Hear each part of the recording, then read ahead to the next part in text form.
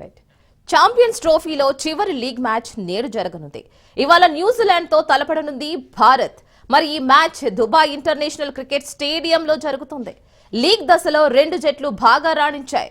రెండు మ్యాచ్ల్లోనూ విజయం సాధించాయి. అందువల్ల నేటి మ్యాచ్లో గెలిచిన జట్టు పాయింట్ల పట్టికలో అగ్రస్థానంలో ఉంటుంది. ఇక భారత్ న్యూజిలాండ్ మధ్య మ్యాచ్ దుబాయ్లో జరుగుతుంది. దుబాయ్ ఇంటర్నేషనల్ స్టేడియంలోని పిచ్చిపై ఇప్పటికే జరిగిన రెండు మ్యాచ్లను పరిశీలిస్తే బ్యాటర్లు ఇక్కడ కఠినమైన సవాళ్లను ఎదుర్కోవాల్సి ఉంటుంది.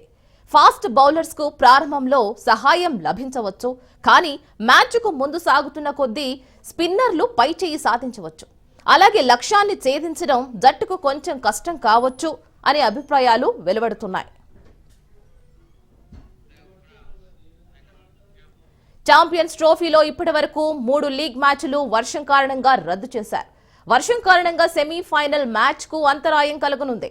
కానీ ఈ మ్యాచ్లు పాకిస్తాన్లో జరిగాయి. భారత్ మ్యాచ్లు దుబాయ్లో జరుగుతున్నందున వర్షం పడే అవకాశం లేదు.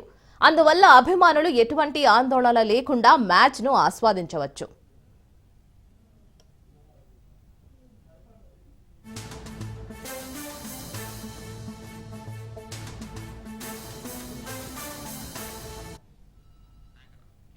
దుబాయ్ ఇంటర్నేషనల్ క్రికెట్ స్టేడియంలో టీమిండియా మొత్తం 8 మ్యాచ్లు ఆడింది. ఇందులో 7 మ్యాచ్ల్లో టీమిండియా గెలిచింది. ఒక మ్యాచ్ టై అయ్యింది. దుబాయ్ స్టేడియంలో భారత్ ఒక్క మ్యాచ్ కూడా ఓడిపోలేదు.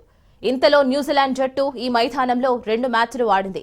ఒక మ్యాచ్లో ఓడిపోయి మరో మ్యాచ్ డ్రాగా ముగిసింది.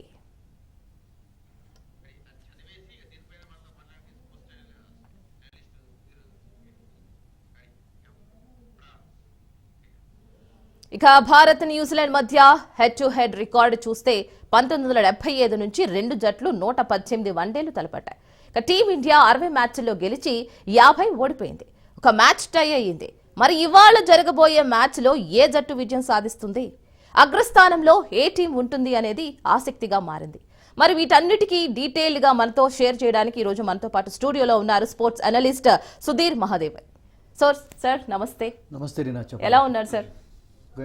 ఎస్, క్రికెట్ అంటే అభిమానుల్లో అదొక రకమైన ప్రీతి, ఇంట్రెస్ట్, ఎక్కడ లేని ఇంట్రెస్ట్ వచ్చేస్తూ ఉంటుంది. సో ఈ రోజు మ్యాచ్ గురించి మనం మాట్లాడుకుందాం సార్. మరి నేడు ఛాంపియన్స్ ట్రోఫీలో చివరి లీగ్ మ్యాచ్ జరగబోతుంది ఈ రోజు. మరి సెమీఫైనల్స్ కు ముందు జరుగుతున్న ఈ మ్యాచ్ గురించి ఏం చెప్తారు? ఈ మ్యాచ్ రిజల్ట్ ఏదైనా కానీ ఇన్కాన్సిక్వెన్షియల్, ఎందుకంటే ఆల్రెడీ 2 టీమ్స్ సెమీఫైనల్లో ప్రవేశించాయి. ఒకటి ఏంటంటే ఆ విన్నింగ్ మొమెంటం కొనసాగించడానికి 2 టీమ్స్ ప్రయత్నిస్తాయి.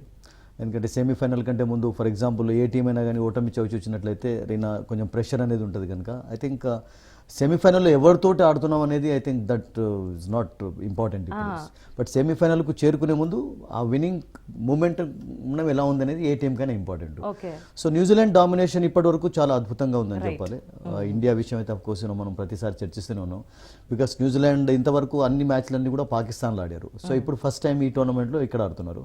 సో పాకిస్తాన్లో దేవర్ సూపర్ ట్రై సిరీస్లో విక్టరీ సాధించారు. పాకిస్తాన్ ఫైనల్ ఓడించారు. ఆ తర్వాత లీగ్ మ్యాచెస్లో చూసాం కదా, అద్భుతమైనటువంటి ప్రదర్శన కనబరిచింది. ఎక్కడ కూడా వాళ్ళు యూనో తడబడ్డట్టుగా కనబడలేదు అసలు యాక్చువల్గా. సో వాళ్ళు ఇక్కడ మీరు చెప్పారు కదా, ఒక మ్యాచ్ ఆడారు, ఇంతకుముందు ఒకటి ఓడిపోయినారు, ఇండియాకు ట్రెమండస్ రికార్డ్, ఇవన్నీ పాస్ట్ అసలు యాక్చువల్గా. But when you talk about champions trophy record చూసినట్లయితే ఐ థింక్ ఆఫ్టర్ 25 years ఆడుతున్నారు. చూడండి ఇరీనా, 75 నుంచి మీరు చెప్పినట్టుగా ఈ 2 టీమ్స్ ఆడుతున్నాయి. ఎక్కువ మ్యాచ్లు 118 అంటే కొంచెం తక్కువనే. India of course scored more wins, that's a different story. అది కూడా 80s 90s తర్వాత ఆ విక్టరీ పర్సంటేజ్ ఇండియాకు పెరుగుతూ వచ్చింది. బట్ 2 టీమ్స్ ఎప్పుడు ఆడుతున్నప్పుడు కూడా ఒక టఫ్ కాంపిటీషన్ అనేది మనం చూస్తుంటాం. అండ్ రీసెంట్ మెమరీస్లో 2 వరల్డ్ కప్స్ మనం బిగ్ వరల్డ్ కప్స్ చూసినట్లయితే 2019లో New Zealand had an upper hand. 2023లో ముంబైలో ఇండియా సెమీఫైనల్ న్యూజిలాండ్ ఓడించింది.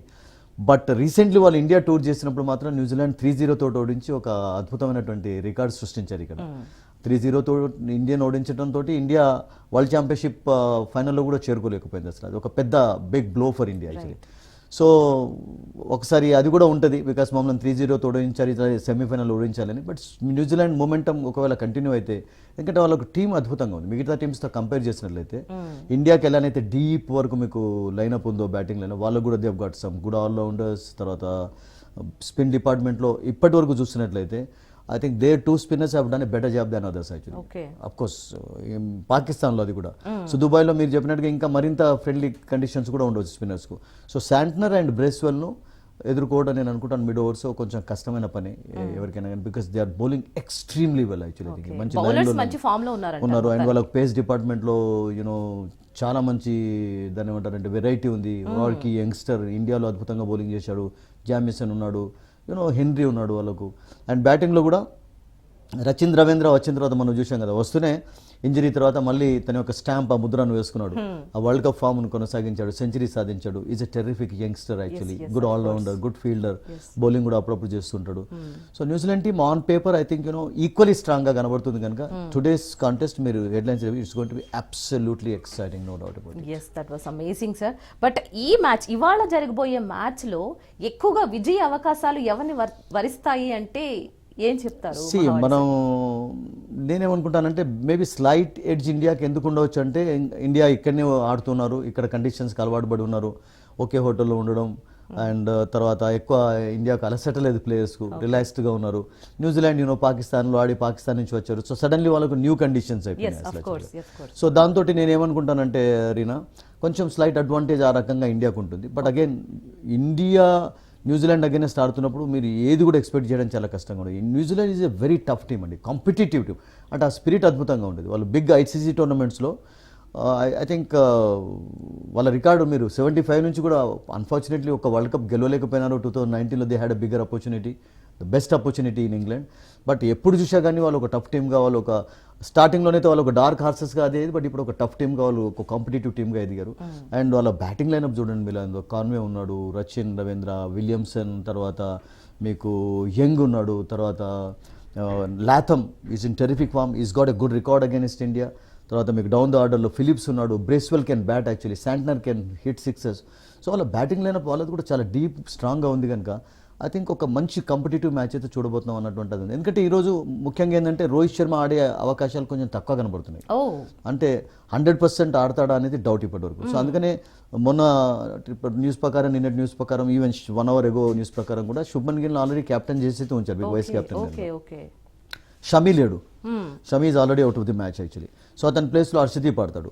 సో స్పిన్ డిపార్ట్మెంట్లో కూడా కుల్దీప్ కుల్దీప్ ప్లేస్లో మేబీ వరుణ్ చక్రవర్తిని తీసుకువస్తారా, ఎందుకంటే వరుణ్ చక్రవర్తి అయితే right arm off spinner. And New Zealand టీంలో రీనా you know they have got more left handed batters actually. మీకు రచిన్ రవీంద్ర కానివ్వండి, కాన్వే కానివ్వండి, లాథమ్, వీళ్ళందరూ కూడా లెఫ్ట్ హ్యాండ్ బ్యాటింగ్ చేస్తారు కనుక అతి బ్రేస్వెల్. సో మీకు రైట్ ఆర్మ్ ఆఫ్ స్పిన్నర్ కొంచెం మిస్టరీ బౌలర్.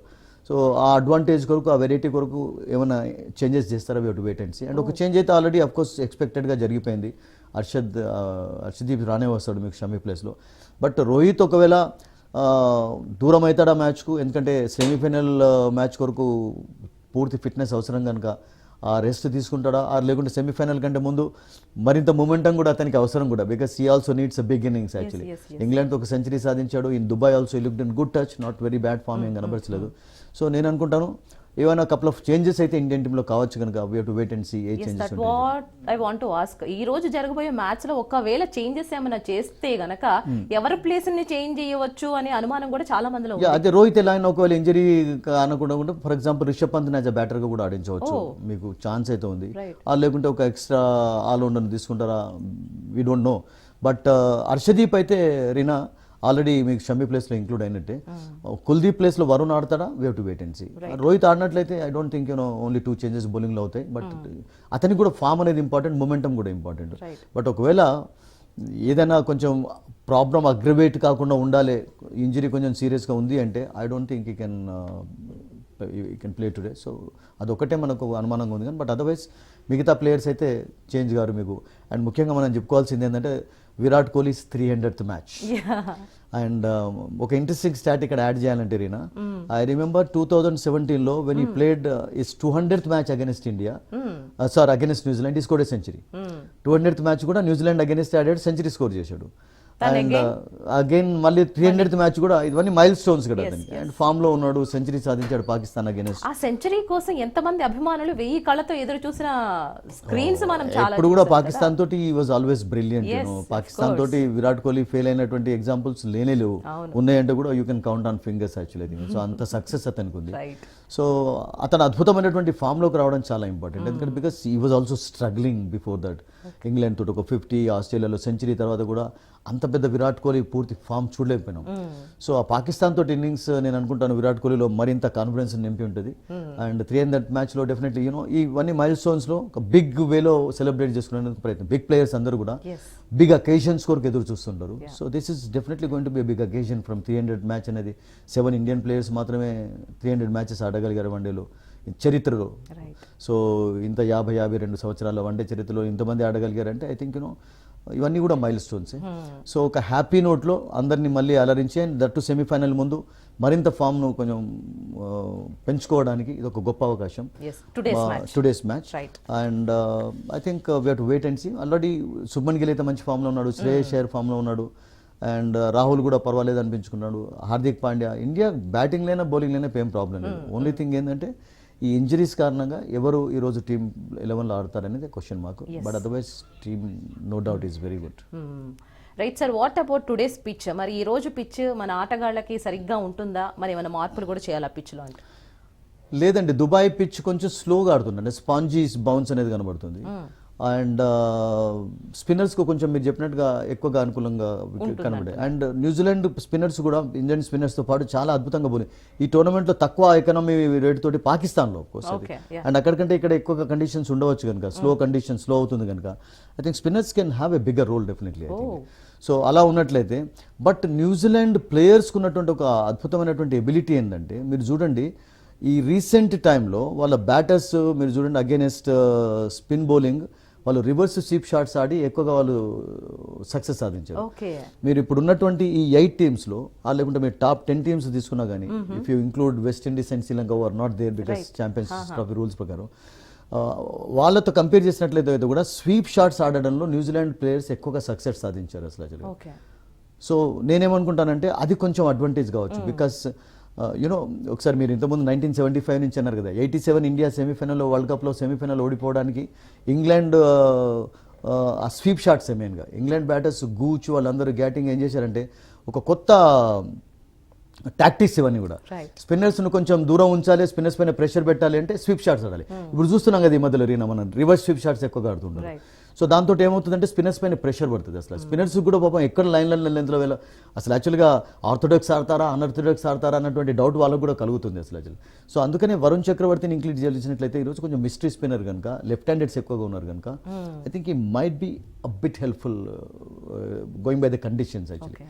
బట్ న్యూజిలాండ్ టీంలో మాత్రం రివర్స్ స్వీప్ షాట్స్ ఆడమే కాకుండా ఈవెన్ కన్వెన్షనల్ టీప్ స్వీప్ షాట్స్ ఆడే బ్యాటర్స్ విలియమ్సన్ చాలా చక్కగా ఆడతాడు, యంగ్ ఆడతాడు. చూసాం కదా మన ఇండియా వచ్చినప్పుడు కూడా ఇండియన్ 3-0తో ఓడించడానికి కారణం ఏంటంటే దే యాక్చువల్లీ ఆ పర్ఫెక్షన్ సాధించారు స్వీప్ షాట్స్లో, వాళ్ళ పర్సంటేజ్ ఎక్కువగా ఉంది. సో అక్కడ మేబీ ఏదైనా స్పిన్నర్స్ పైన ప్రెషర్ ఉంటుందా, because they are very good at playing spin అండి. యంగ్ అద్భుతంగా ఆడతారు, Rachin solid player, and Latham చక్కగా ఆడతాడు against spin, and Williamson needless to talk about him. Actually ఇండియాలో ఆఫ్కోర్స్ ఆడలేదు అతను 3-0తో న్యూజిలాండ్ గెలిచినప్పుడు, బట్ అతడు ఫీట్ ఉపయోగించినట్టుగా మోడర్న్ క్రికెటర్స్లో ఎవరు ఉపయోగించారని చెప్పి ఒక మంచి ట్యాగ్ కూడా ఉంది అతనికి.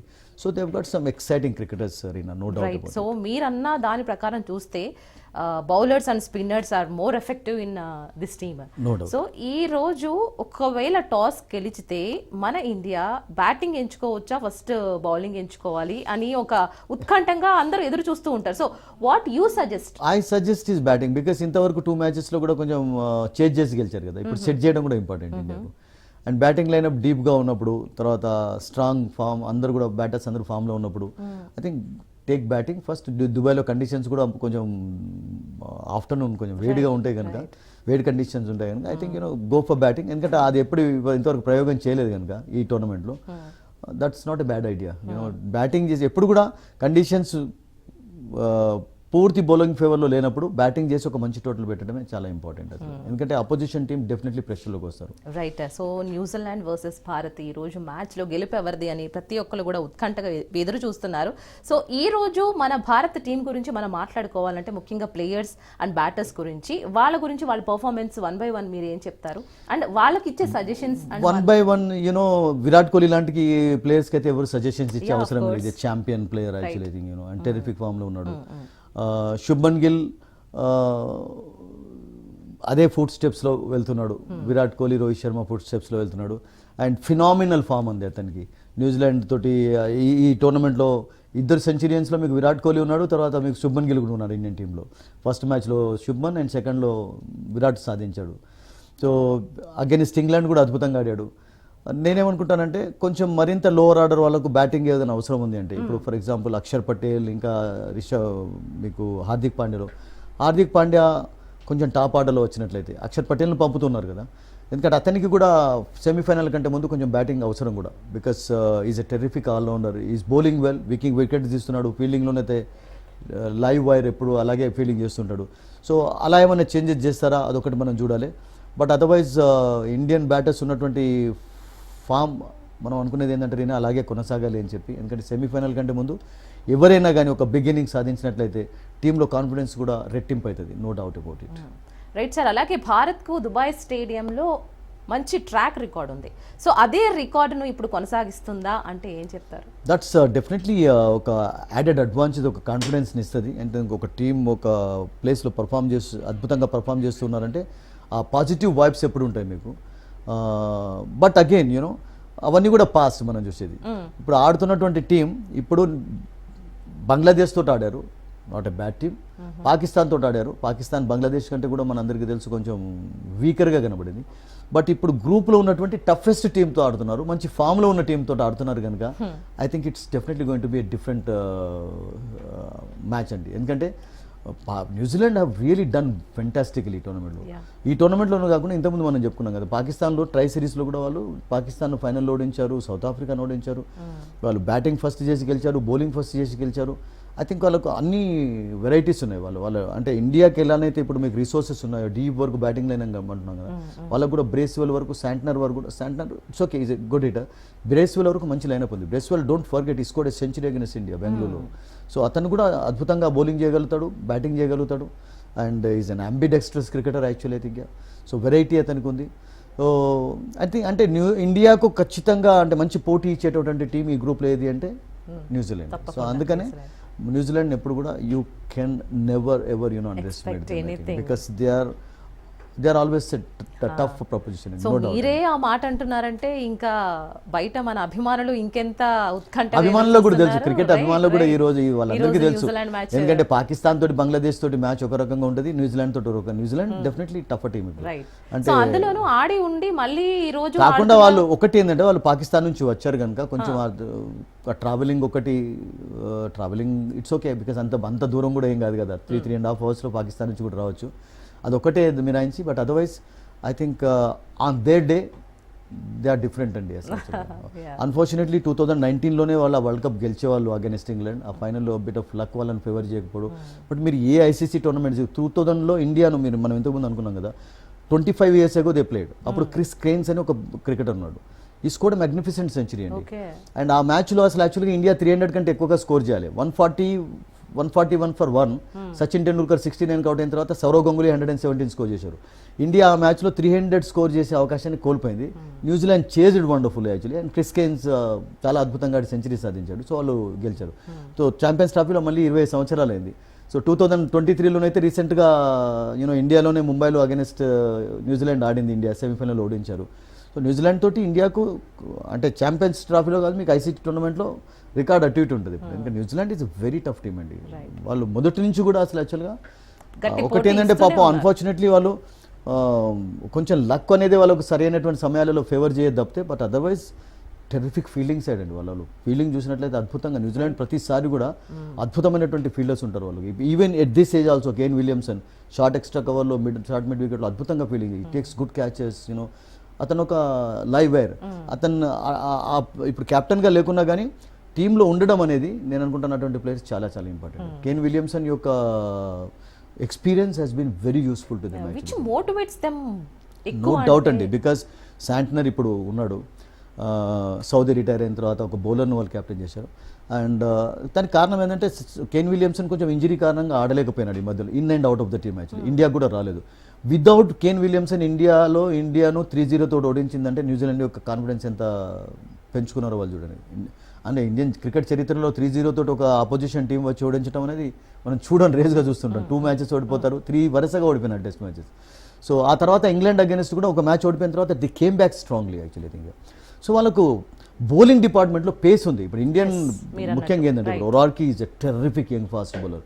హెన్రీ అతడు ఒకవేళ మొమెంటంతో బౌలింగ్ చేస్తున్నప్పుడు ఫేస్ చేసిన జామియన్సన్ అని ఒక టాల్ బౌలర్ ఉన్నాడు. అఫ్కోర్స్ అతనికి కూడా ఐపీఎల్ ఆడినటువంటి ఎక్స్పీరియన్స్ ఉంది.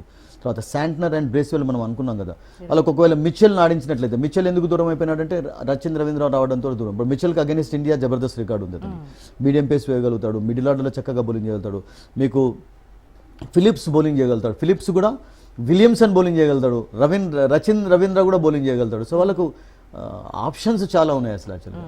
అందుకనే ఐ థింక్ ఒక మెయిన్ బౌలర్ ఫెయిల్ అయినా కానీ ఐ థింక్ ఒక ఆప్షనల్ ఏవైతే ఆప్షన్స్ ఉన్నాయో అంటే ఇర్రెగ్యులర్ బౌలర్స్ కూడా వికెట్స్ తీసుకునే కెపాసిటీ. ఫిలిప్స్ చాలాసార్లు బ్రేక్ త్రూస్ అందించాడు వాళ్ళకు.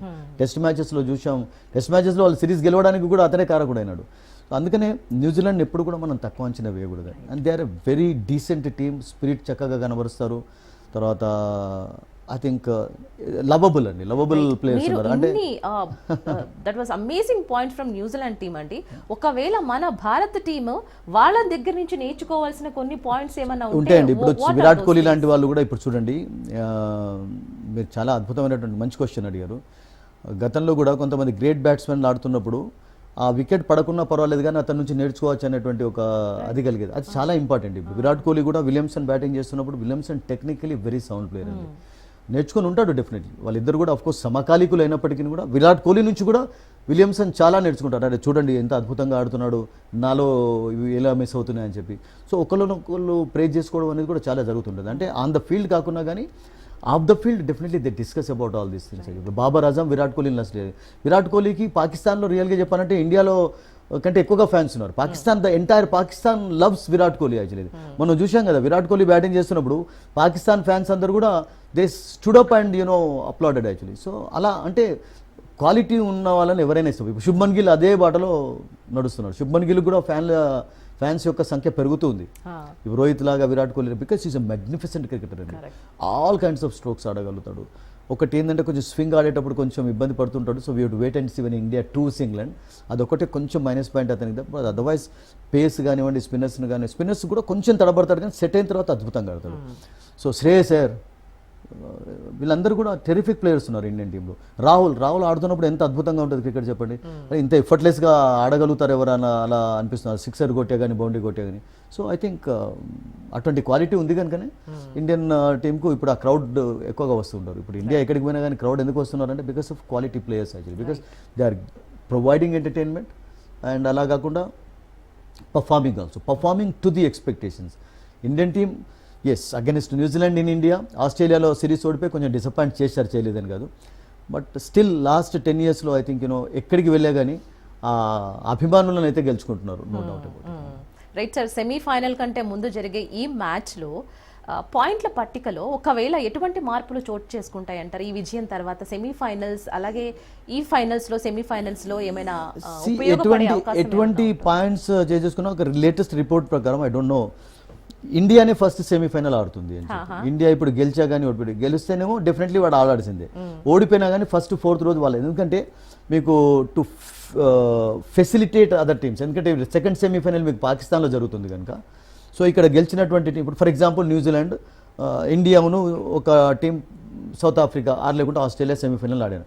సో ఎవరు ఒకవేళ ఫర్ ఎగ్జాంపుల్ ఏదైనా for example something happens, India ఓడిపోయి సౌత్ ఆఫ్రికా గెలిచింది ఆస్ట్రేలియా, సో అప్పుడు మళ్ళీ పాకిస్తాన్ వెళ్ళే ఛాన్స్ ఉంటుంది కనుక వాళ్ళకు ప్లేయర్స్కు. సో అందుకని ఆ ఫస్ట్ సెమీఫైనల్ అనేది ఇక్కడనే పెడుతున్నారు. సో ఇక్కడ పెడుతున్నారంటే డెఫినెట్లీ దాని అర్థం ఏంటంటే ఇండియా ఇక్కడ ఉంది, సెకండ్ సెమీఫైనల్ ఆడి ఇండియా ఇక్కడనే ఆడుతుంది. సో అది ఫెసిలిటేట్ చేయడానికి కొంచెం ఆ ఫెసిలిటీస్ ఉన్నాయి.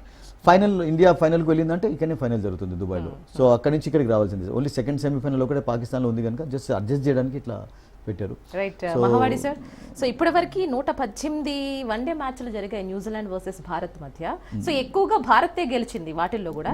ఈ రోజు కూడా మన ఈ మ్యాచ్ మీ యొక్క విశ్లేషణలో ఎవరు గెలుస్తారని మీ యొక్క? I think when two tough teams play result చెప్పడం ఎవరికైనా కష్టంగా ఉంటుంది.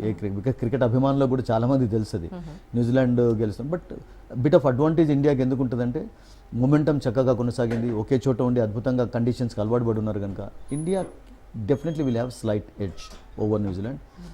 But again never ever underestimate the Kiwis actually.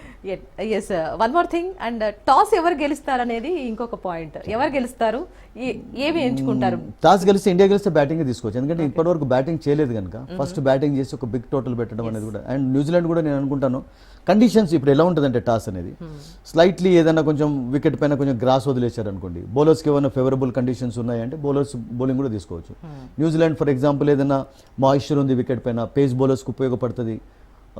ఎందుకంటే 1-2 వికెట్స్ సరిపోతాయి మీకు. స్టార్టింగ్ ఫస్ట్ పవర్ ప్లేలో ఏ టీం అయినా కానీ అడ్వాంటేజ్ పొందాలి అంటే టఫ్గా ఉన్నప్పుడు 2 వికెట్స్ తీసుకునే కండిషన్స్ ఉన్నట్లయితే they can go for bowling also. But I think India if they win the toss they should go for batting, because ఇప్పటివరకు బౌలింగ్ అంటే చేంజ్ చేస్తూ వచ్చారు కనుక ఒకసారి సెట్ చేయడం కూడా చాలా important. That was amazing sir. కొంత అభిమానులు ఆసక్తిగా ఎదురు చూస్తున్న కొన్ని క్వశ్చన్స్ కి చాలా కరెక్ట్ గా క్లియర్ కట్ గా సమాధానాలు ఇచ్చారు. That was amazing. Will watch and will wait ఏం జరుగుతుందో అని. Thank you so much for coming. Thank you.